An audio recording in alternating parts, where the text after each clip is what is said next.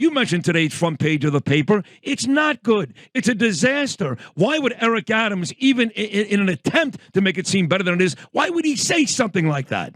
You know, why he says something like that, I just don't understand, because it's horrible that we're losing all the veteran cops and they're not being replaced by people who have the same fire in the drive. And it's a direct result of the far left Democrats, demonizing the police.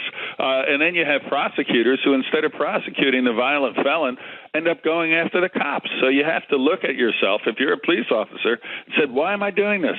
I'm risking my life to arrest somebody, and they're going to be out on the street laughing at me 3 hours later. But let me just go back to the politics. If Zeldin were out there with an aggressive crime plan, first of all, we're going to get rid of the no bail law. That's going to be my top priority.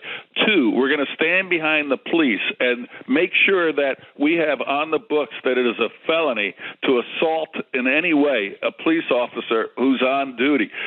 3, we're going to change the parole policies and not allow cop killers out on parole. We're going to limit parole for violent felons. And then you go after the prosecutors.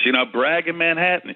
You say that if Bragg doesn't uphold the law, he is violating his oath of office. I'm going to remove him from cases where he is simply ignoring the oath of office. So you get out there with a crime agenda. This isn't a Republican agenda. It isn't a conservative agenda. It's a New York agenda, and it's an agenda that's necessary. So, but I just haven't heard that, and that's what's disappointing to me.